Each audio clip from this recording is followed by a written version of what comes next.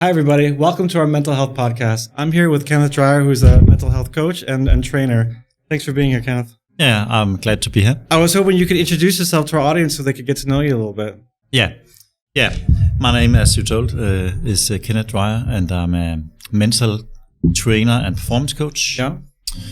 And I started with athletes in the sports life. Yeah. I've been athlete by myself. Okay. And I've played a game on our Danish national team in a sport called pétanque. And it was in that sport my interest started as the thing about the mental game and so on. Yeah. What is pétanque in English? Is it pétanque in English? Yeah. You call it pétanque. It is called pétanque. Okay. But you have a lot of games with the sport games in different countries. Okay. And there's a lot of different French games. Okay. But also the British games like balls and so on. Yeah. So that's the game where you. Can you tell me a little bit how the game works? Yeah. The main principle is that you have to place your balls as close you can, as close you can to a little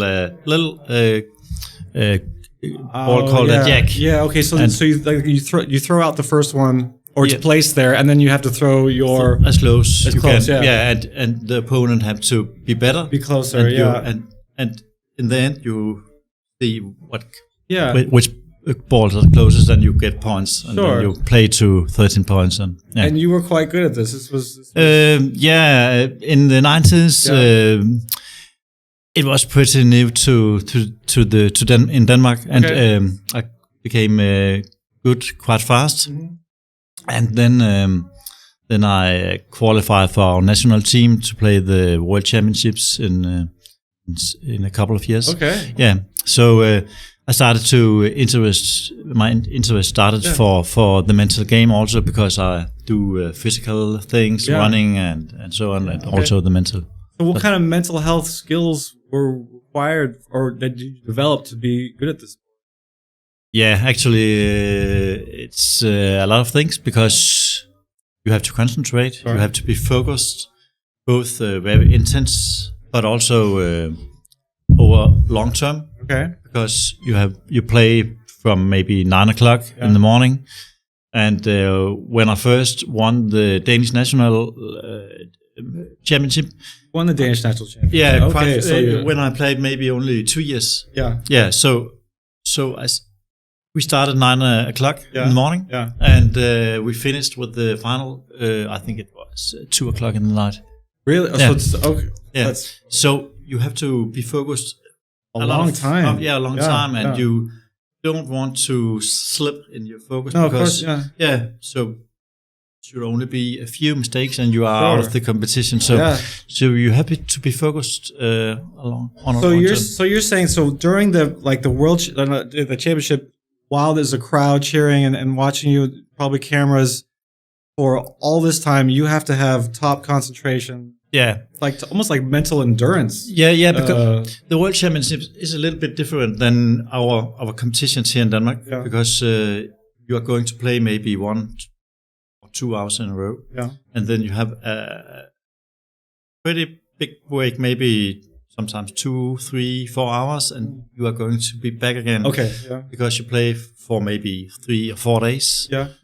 So to cope with breaks, because you are going on the pitch, and you have to play. Yeah. You have a lot of other games around you. Sure. And the first time we were in Belgium and Brussels. Yeah. And there was a big home crowd.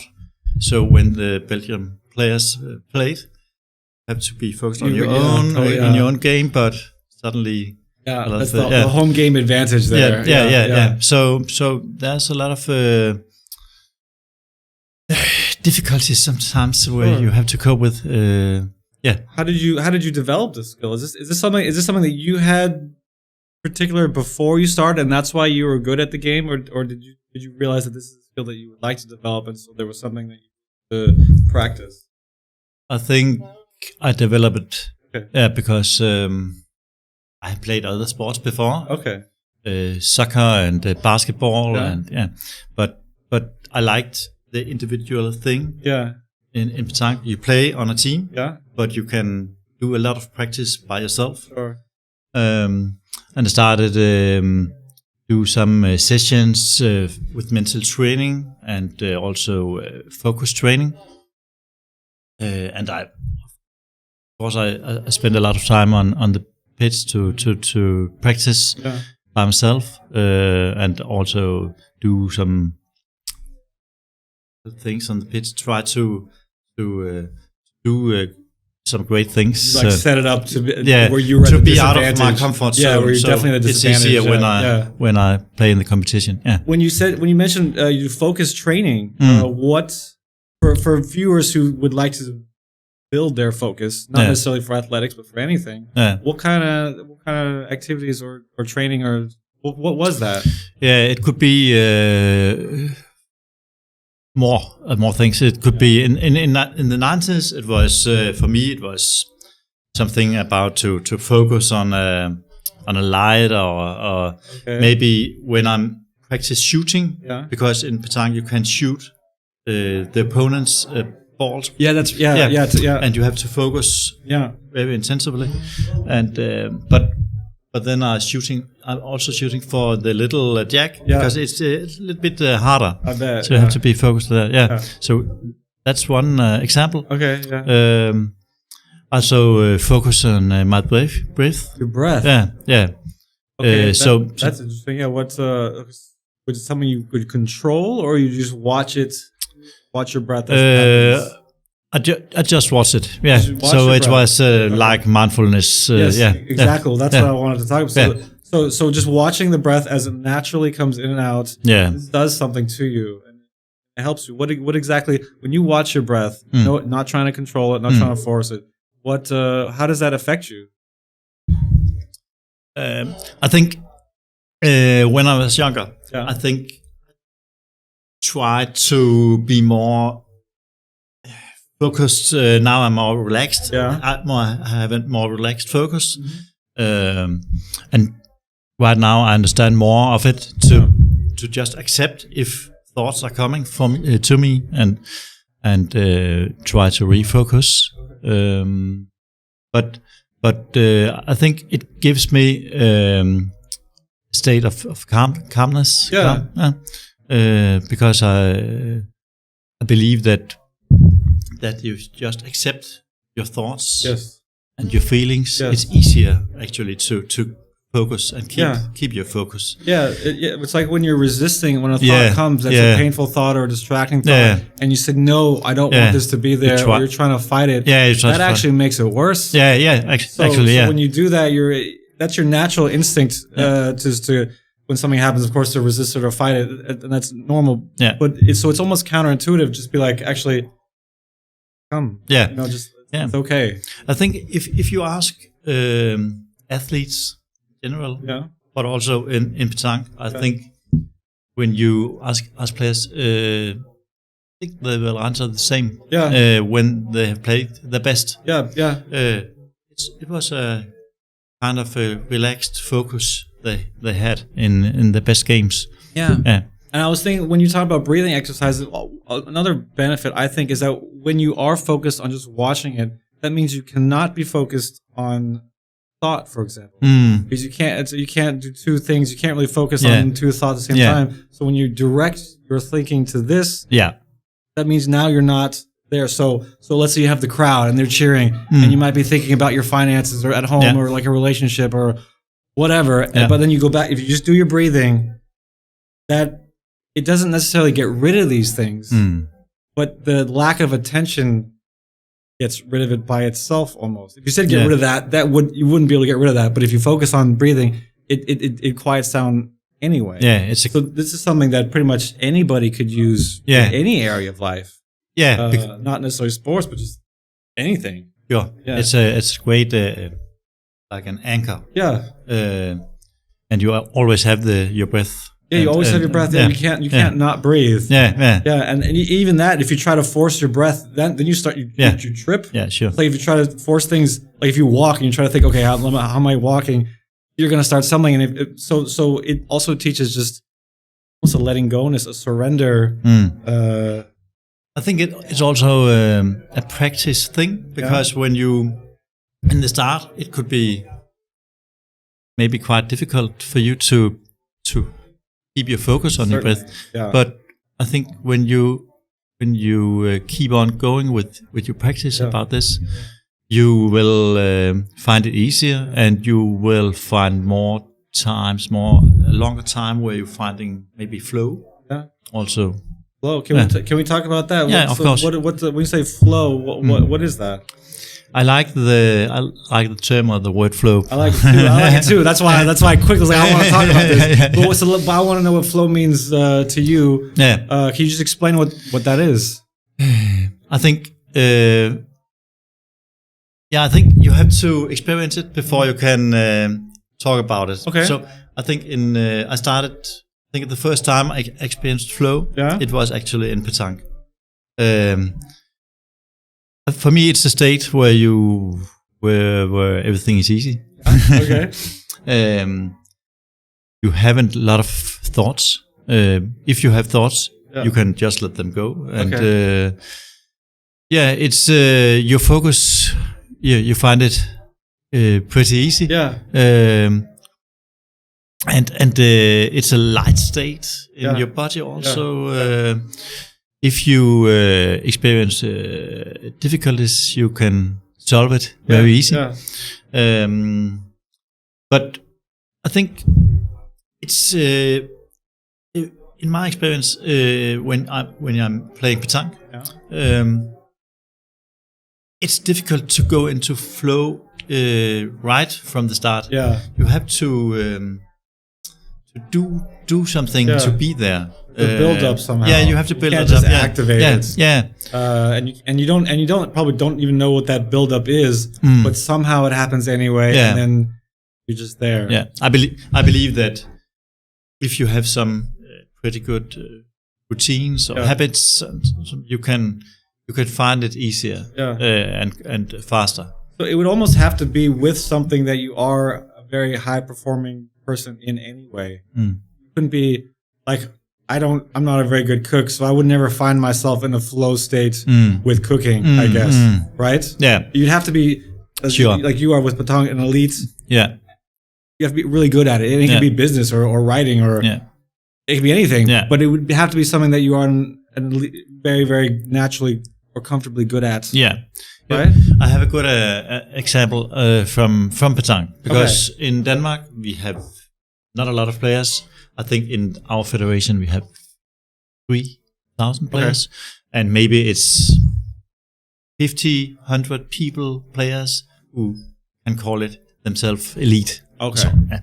So when you play competitions in Denmark, you are playing without spectators, and you are not facing so much what do you call it, opposition. Yeah, like opponents or they're not so strong all the time. Maybe it's only 1-2 games every competition. Yes, I see. And suddenly you are going for an international competition. There are spectators. There are, and you find it very important. Yeah. Maybe there are different kind of setup. So you're in a state where you are very calm and everything is easy. Here in Denmark, you are going maybe for the World Championships, and suddenly you are going to play, and now it's very important. It's a big step. And a lot of players have found themselves, I found it very difficult to cope with that. Yeah, of course. Yeah, so in that example, it's difficult to find flow for them, because they are not getting used to it. You have to be in a comfortable...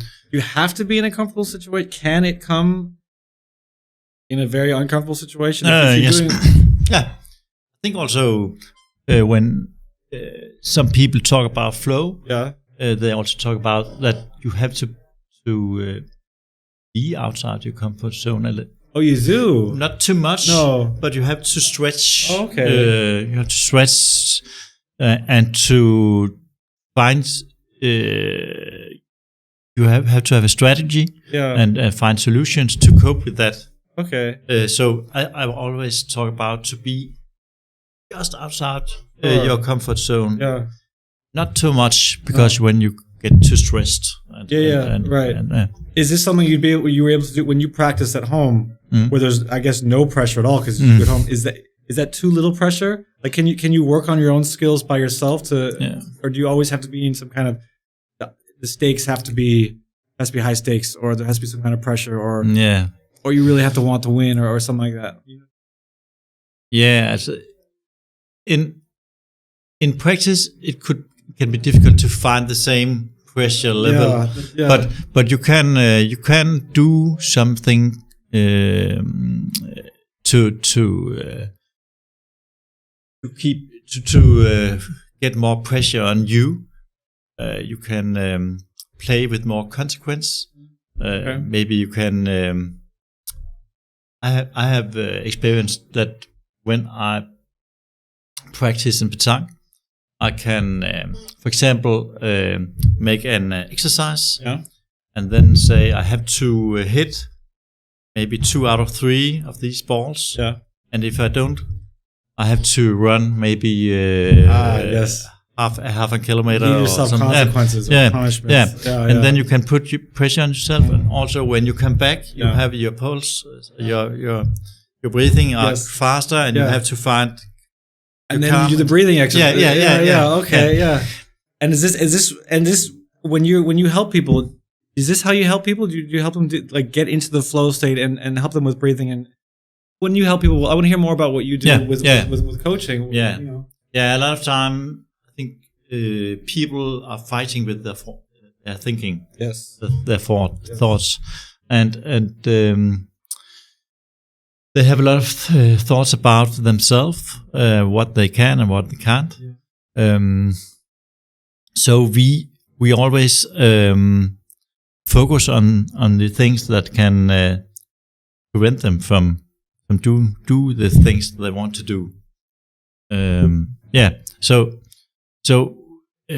I always say that the flow state is not so easy just to find. You have to accept that it's sometimes it's difficult sometimes, and you have to cope with that. But they have to have a strategy to reach that level. Okay. Because if you have no plan, it's difficult to cope with that in the games. But just in life, because you coach people outside of sports, so just generally speaking. Can you use these? Let's say our viewers are not athletes at all, or interested in athletics. But there's a lot of useful things here. So let's say you had one of our viewers as your client. What?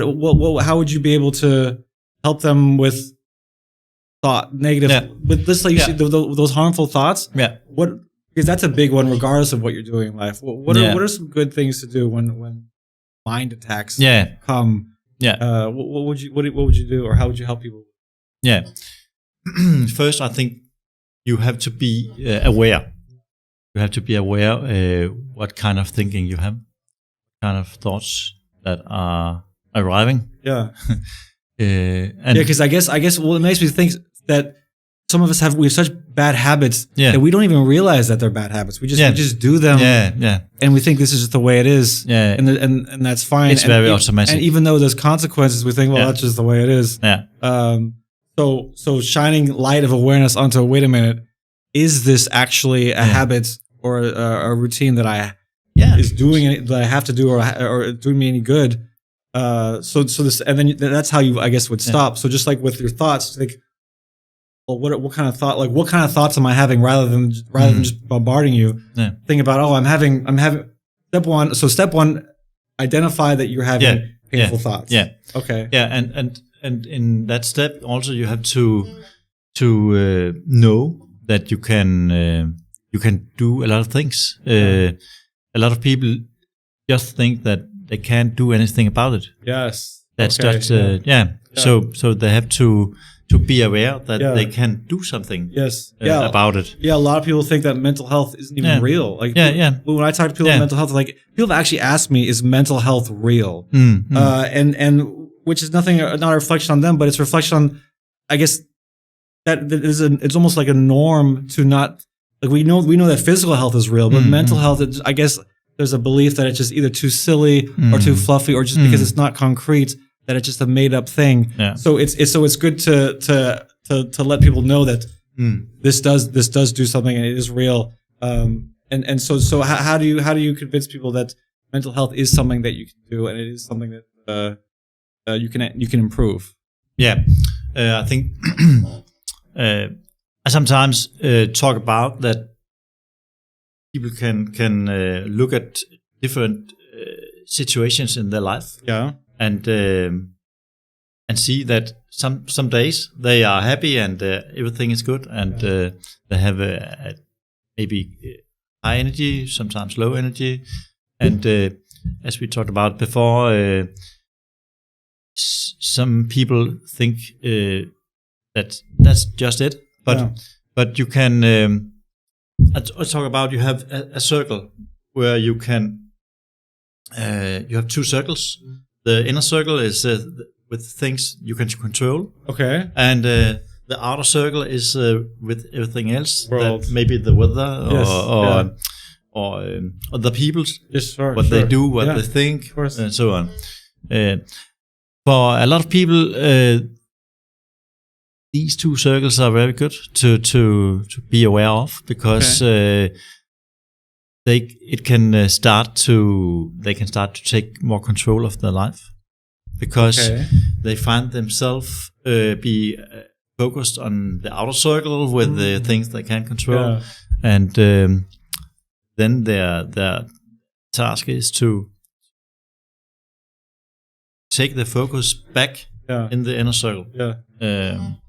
So that's a great step to take more control. Yeah, because I can see how those two circles, they can often overlap. Where if you're thinking of the things that you have to control and the rest of the world, and those overlap, now all of a sudden you feel like it's your obligation to control the world by controlling people, controlling how things go, or events. And of course you can't. So that's the difference in your expectations of what you should be doing and the reality of what you actually can do are just so different that difference causes internal pain, which most often causes external pain. Either you're going to hurt yourself or someone else. Yeah, because you can spend a lot. We can spend a lot of energy, focus on things you can control, and that's also the part of the accepting thing. Yes, acceptance. You have to accept. Yeah, today it's raining, or and that's just how it is. The stocks go down, or the relationship.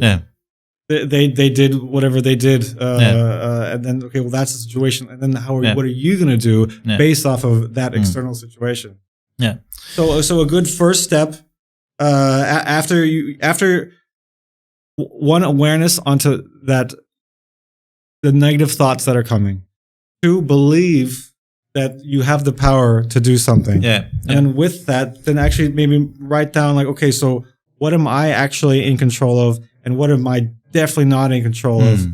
You might even start with the most obvious, because maybe a subtle one would be your dog. It's like, well, I'm kind of in control of my dog, but I'm also kind of not. So, but definitely start with the most obvious ones, and then so you can just separate these to say, okay, well, where should I be focusing my energy, and where should I definitely not? Because it's likely you're draining a lot of energy in these things that you can't control. So if you save yourself from that through acceptance, or I guess like a personal surrender, then you could allocate all your resources, time, money, energy, thoughts, relationships, support on the things that need help, and really give yourself a boost.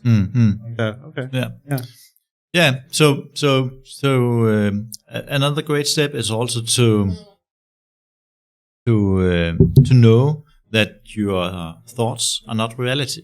Because sometimes you say, okay, when I'm thinking that, it must be reality, and then take actions from that. Yes. So you have to part your thinking and your actions. Yeah, we're very reactive to our thoughts. We have such an intimate relationship with our mind that we think that we are our thoughts. And not that they're actually just these things that are flying by that we can actually separate ourselves from. And so when a thought comes, do something, we automatically do something usually out of anger or fear or insecurity of some kind. But when it comes, it's like, okay, well, hold on. And we have this ability because let's say you're hungry and hunger comes up. You don't have to jump onto eating when the thought of hunger comes up. So when the thought of fear or insecurity or you're not good enough, nobody likes you, you're never going to make it, we don't actually have to jump onto this. We do have self-control, but we're just not used to practicing this. How do you help people see this and not be so reactive to it? Yeah, it's also a practice thing. Well, sure, of course. Yeah, just like any skill. But actually, it's about to be more aware. To have you can do that. That you imagine that you have a little man or here on your shoulder, and his or she is watching what you are doing and what you are thinking. Like that, okay. Or you can imagine that your thoughts are skies or clouds. Clouds. Like clouds. Like that's a good one. So it's not. I also talk about thoughts like cars on a road. And you don't have to step onto every car who's passing. Who's passing. Well, I have a mindfulness teacher. He had a very similar example. He's like, you're at a train station and there's trains going by. Train stops right in front of you. The door's open. You don't have to get on. Just okay. So that comes, and then the doors close, and they go. And with thoughts, we most likely have. There's a lot of different types of thoughts, but there's usually just a couple, very few ones that are reoccurring that really trigger us, and that's why they keep coming. And so we're so used to responding. But if we just okay, just give yourself, maybe watch your breath while allowing the I'm not good. Let's just take I'm not good enough. As a simple one. I'm not good enough. And just, okay, well, that's fine. I'm just gonna let this go. And instead of like I'm not good enough, like oh my god, then what am I gonna do with my life? How do I improve myself? And you get on all these trains of thought. You don't actually have to do that. And a great way to practice is also to make a diary. Okay, yeah, where you can write down your thoughts. Maybe you can. There are families of thoughts that are passing again. Like different groups. Different groups of. Like what type of group? Yeah, maybe one group can be I'm not good enough. I can't make this. Now I will be a failure again, or so. Yeah, you can have. This is a very common group of thoughts. Yeah. What other? Maybe finances. Or your looks, or you don't have enough cars. I mean, I guess it could be a lot of things. It could be about some material stuff, and so that could be about other people. You maybe you will place a person in a different box, and it's difficult for you to have this maybe broader perspective. So. You find different kind of thoughts. You can group them. Then you will find out that I have a lot of thinking about. Maybe when I'm tired. Maybe when I'm on a lot of stress or pressure. Hungry.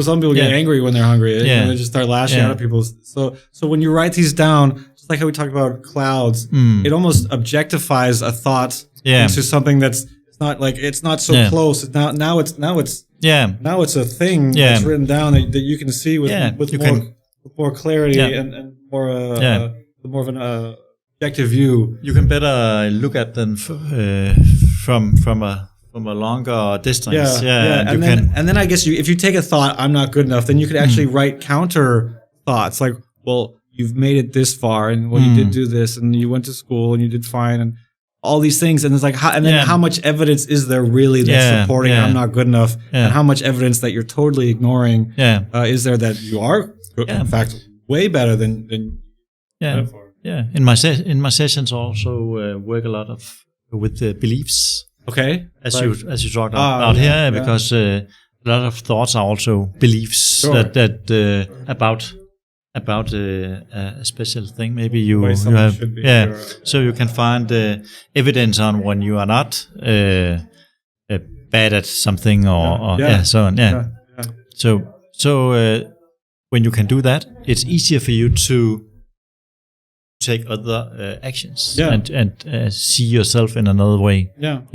So basically, thoughts come up all the time, and there are some that we identify with, and those thoughts turn into a belief, and then that belief turns into rules that we have to follow, and then those rules turn into suffering because it creates problems for ourselves. So how would we go back through this and kind of undo this damage of the beliefs that we have? Because we think that, like I said earlier, we think the beliefs we have, this is real, this is a fact, when in fact it's not. So how would you, when someone has a belief or a bad habit, how would you help them undo a bad habit? They can start working on. First, I think it's about to give them. Sometimes it's about giving them knowledge about habits. What can you do to create new habits? Because also about beliefs, you have to, like I talked about before. They have to find times when they maybe if you say I'm always a person that will be too late for meetings, then you can find other times where you're not not too late, so you have to find evidence and the great things about things, and then you can go into what you can do about it. Specific steps. It's also about to create. When you talk about habits, it's about to take small steps in the start, because if you are here and you have to take a big step, maybe it's difficult for you to take that big step. So you have to make a very small step that you can't miss. You can't miss. You have to get. You have to have success with your actions, and then it's easier to build up. So like you haven't graduated and you want to graduate. So, okay, well, don't think I got to graduate, which is maybe 4 years of school plus a lot of money and time. Like, okay, well, what's the first thing you're gonna do? Is like first find a school, then apply to the school, and then so if you make it if you divide the whole process into as many small parts as you can, and then give 100% to just one step, that is a good way to manage such a project. Any project. Because a project can be very big. In your head, also in your head. We do. We don't divide it. It's so like things can we make things so much bigger. And then you just keep sitting in your chair and can't do anything. Forget it. So you have to make it very specific, small step, and this small step have to be very easy for you. So it is also interesting because it's another step you have to take that I have to take. Maybe you can take a lot. Bigger step than I can do. Of course. So, So that's my task as a coach, to find out what big step, or small step you can take. We all have our different journeys. And even if someone, let's say they want to become an actor, it's just something totally different. Some people, they make it on their first audition or whatever, and some people have to do all the whole process to become an actor or whatever. So the goal is the same and the starting point is the same, but somehow it's everyone's journey is very different. So what you do is you help people take whatever steps they need. You're good at visualizing or dividing a big thing into small pieces, so that someone who only sees the end and is making it bigger than it has to be, you make something that is unmanageable manageable I guess. Sure. Yeah. Sure. And this goes for, I guess this goes for everything. Like, you know, in sport, we've talked a lot about sports, but also just in other areas of life. Yeah, sure. What kind of other areas of life do you help people with? Outside of sports. Yeah. I like to work with people in work, in workplaces. Yes. Okay. Yeah. I do quite a lot workshops and speeches and so on with workplaces about like corporate speeches in front of like a group. Okay. About mental health, how to perform better. And also a lot about when you think I'm not good enough, so on. How to also to have a better teamwork, team performance. How to use your strengths better. I'd love to talk about teamwork. Actually, how when so there's a group of people, you're assigned to, or they hire you to talk to these people, and they're supposed to be a team. How do you make people? How do you help people be a team? What is required? Yeah, I like to talk about values. Actually, I also do that in the individual sessions, it helps also when you are working with your own development about your thinking. Sure. You have to focus on which values are important for you, and in a teamwork it's the same. But in a teamwork, it's very common that if you have a team with eight people. They have a lot of different kind of values, and maybe if they say they have the same values, they understand each value in a different way. So you can have a lot of misunderstanding here. Sure. So I think a lot of companies have a set of values, but I don't think they use them very much. I think it could be a very good step for the companies to set them to start to work with them. And take them from the wall to the floor. It's funny you say, because I just saw like an advertisement on LinkedIn or a campaign where there's a bunch of CEOs that are wearing women's shoes, and it was about like promoting women as like the top executive levels. But then someone wrote about that some of those men who are promoting this ideal don't actually practice it in their company. Where it was like 40% of, it was trying to promote that 40% of your executives should be female, and so all these male executives were promoting this by wearing female high heels. But then some of them didn't actually have 40%. Yeah, sure. I read about it. And so there's a difference between the message that you're trying to. There's a difference between who you want people to think you are and who you actually are. And as a team, I guess it'd be best to bring these together as much as possible. I think it's it's very interesting there, because if you can find what stops you and stops the team to live and work with the values, then you can do some great things. So every person in the team have to find out which values are important for me. How can I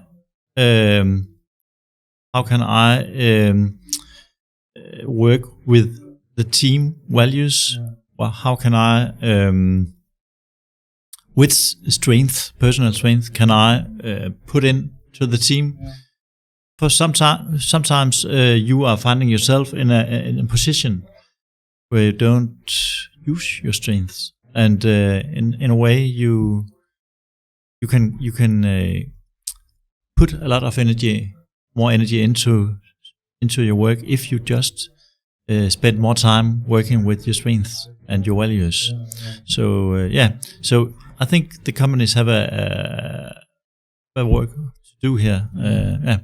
How would you help someone? Let's say there's a bunch of people in a team and they all have their different skills, and you see a lot of people using both the skills that they're good at and the skills that they're not, how would you help? Do you help people like, okay, well, just don't. This is a wasted energy on these skills you're not, and focus on how do you make people better at seeing where they are in the team so they can better contribute to the goals? Yeah, because I think it's important to say that you have your professional strengths and you have your personal strength. Yeah. And first of all, you have to see when you are working with these things you do right now. Does it give you the energy you want in your work? So if not, there are something you can do here. You have to say, what kind of which task are giving you energy? What do you really want in your work? Maybe you can find it in your current workplace.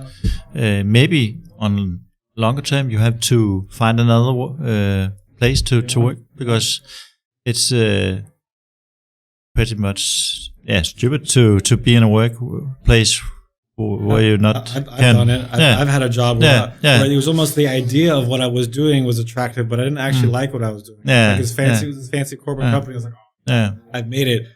But when I went to, I didn't like going there. I didn't like being there. The best part of as soon as I was done going home, like, well, what is it actually that I like? So sometimes it actually requires a certain amount of healthy personal reflection, serious honesty, and say, well, what is this actually doing me? Is this what I really want? Who I want to be? What I want to do? And your work life have a great speed. So you don't just stop up all the time and think, I'm in the place right now I want to be, because every day going fast and you have to stop up and and reflect. I suppose you can use these exact same tools and reflections for romantic relationships and like a family, I suppose, because now you're in a team. Family's your team, and you might have the things that you want to do, or you want to live in the city instead of out in the country or whatever. All these things, but that might not be the interest of the family as a unit. So sometimes, I guess, being a good team member will require personal sacrifice, and which is tough, which is really hard to do. How do you help people? That we talked about surrender earlier. How do you help people with surrender? Can we talk a little bit more about surrender? Because I think it's really important. Either individually or with a team. How do you help people with surrender so that they can do what's best? I think you have to ask a little. Let's say you're a team for a company, and you think what would be best for the company is, but the company's goals are this, and so you have to give up this one thing that you might be very passionate about and very confident about, and have a lot of experience and knowledge. And even though it might be totally awesome, it might not. It's not what's best for the company. So you have to let go of something that's really important to you. For the sake of everybody. Which has got to be hard to do. How do you help people with that sort of thing? It could be a theme. I think it's. I think it's the same again with the two circles, because you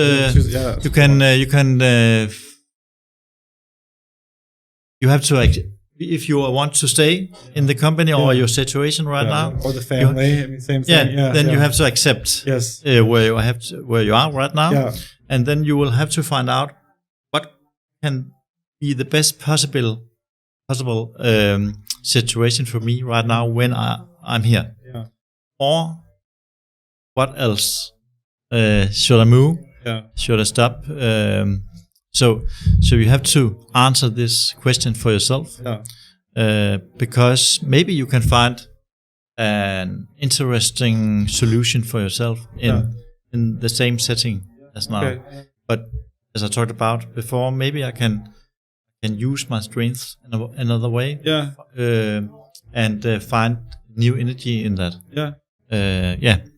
I guess another thing you could do, I saw on your website you talk about the importance of dialogue, and that if there's poor communication between you and the team, and the family, you might not have the alignment. So actually writing down maybe what are the goals, what do you want, and then be able to see, okay, well I want these, but this is the goals of the overall. So you can actually concretely point out what was best, what would be best. How would you, if you help people with dialogue, how do you do effective communication? Speak better together and more honestly.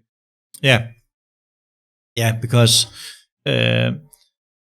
you have to have a very important step is to have trust in a team or in a company. So I think a great step is to make a setup where you practice this trust, and it's pretty much about to be a little bit personal also, so where you can find out about more of each other. So when you have more trust in a team, you can also have a better dialogue, and you are not so afraid about conflicts and so on. How do you build trust? That's not something you can just give or produce. So how do you do that? I think it's also about goals and how to you have to experience where are my limits, where are the other guys' limits, how can I where are my limits, and what can I do, how can I make this team better, and then to show it. But you also have to be a person who can be a good team player. Not everyone is the totally good team player, but you can practice it. It sounds like a lot of vulnerability is required. Sure. To show this. Because you have to show. Listen, I'm the team leader, for example. I'm not perfect. There's a lot of things I don't know. I make mistakes all the time, and I'm going to make mistakes all the time. I think it's easier if you talk about your strengths. It's also easier to talk about your weaknesses. Because you can also do exercises where you get other people's opinion about what is my strength, what is my weaknesses, and talk about it honestly, and find out where am I, what can I develop. I think the whole idea with finding your strengths and weaknesses is good on not only in pretty much actually everything that we've talked about. If you want to develop your athletic skills, if you want to develop your own mental health skills, if you want to develop your team or your relationships, your family, looking at your strengths and weaknesses is a great way to start. Just for closing this discussion, because we're almost out of time, what would the best piece of advice for a viewer to be able to look at their strengths and weaknesses honestly? I think actually if you take it from the sports perspective, sometimes you have a lot of video for people's games and matches, and there you can see very honestly what are you doing here, what are you doing here, why do you have this body language in this situation, why do you not run in this situation, why do you step up here and take this. So that's great, but also observation if it's in a company, maybe also a diary. You can totally write a diary with your performance. How did you do it? How many positive conversations or negative conversations, or how many projects did you get done over some time, or all sorts of different metrics. I guess writing it down. And today you have a lot of data in our life, and also observation. So subject. Ways to track yourself. Yeah. So I think that's great, but we also have to be better listeners. Yeah, because I think today we are very busy, and we want to deliver messages, and then we are gone again. So we have to be better to stop up, take a big breath, and listen, breathing, listen, and listening to other people and get their opinion, and it's not always maybe the right thing they are they are telling you, of course, but you have to listen to it, and then you can decide what can I use, I think that was a great way to close. It was. Thank you so much for coming. It was a pleasure. I'm happy to be here. And guys, thank you for watching, and I can look forward to seeing you next time.